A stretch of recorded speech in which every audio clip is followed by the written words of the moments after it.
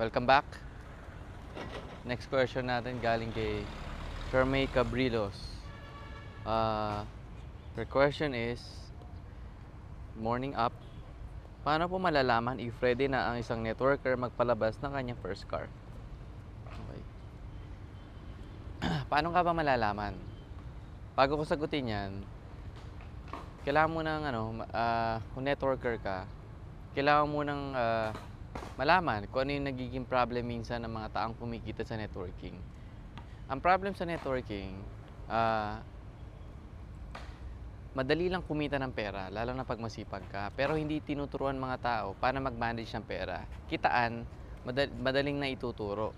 Recruit ka lang, mag-train ka, then eventually, lalaki yung grupo mo. Okay? Pero, hindi natuturuan yung mga tao paano mag-manage ng pera. So, before ka bumili, ang advice ko sa'yo, dapat at least meron kang 6 months to 1 year time na income na nakatabi, na pwede mo siyang ayun yung tinatawag na living expenses. So at least meron kang 6 months to 1 year na living expenses. Bakit? Para at least hindi mo iniisip na saan mo kukunin yung pera mo, 'di ba? O saan mo kukunin yung pambayad mo sa load mo, o sa renta mo sa bahay, o internet mo, or whatever man, yung mga living expense na ginagawa mo buwan-buwan, dapat nakatabi na siya. Okay? And then next, if ever maglalabas ng sasakyan, make sure yung income mo is more than sa kinikita mo.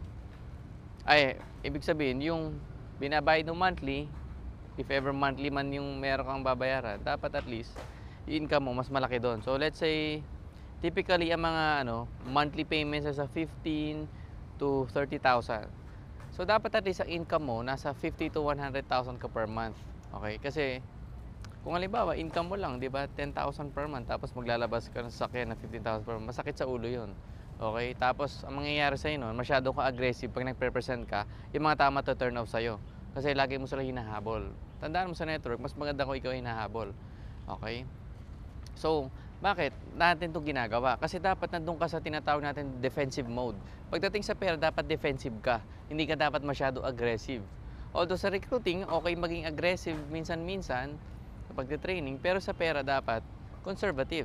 Which is that tinuturo ko sa iyo, dapat meron ka 6 months to 1 year na living expenses na nakatabi.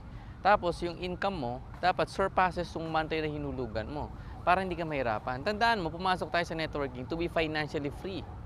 Hindi para mahirapan, 'di ba? Hindi rin para magyabang kung malaki kinikita mo. Okay? Kasi maraming mga tao, nakakalimutan nila, ang offer ng networking financial freedom. 'Di ba? Tapos sasali sila sa networking, tapos ang dami nilang bibilin, binabayaran nila, parang hindi sila financially free. Lagi hikahos pa rin sila dahil sa dami-dami nilang binabayaran. Ang unang goal mo maging financially free. Mag-ipon ka na madami. Okay? And then if part ng pagiging financial free, dahil may sobrang pera, bili ka sakyan, bahay, lupa, it's okay. Pero pag hindi pa ganun kalaki income mo, make sure magtipid ka, 'di ba? Make sure na i-spend mo yung time mo sa recruiting. So, I know, marami kang natutunan dito sa simple na tip na to. Tandaan mo, i-apply mo siya. This is Marco Malyari, Beyond Networking.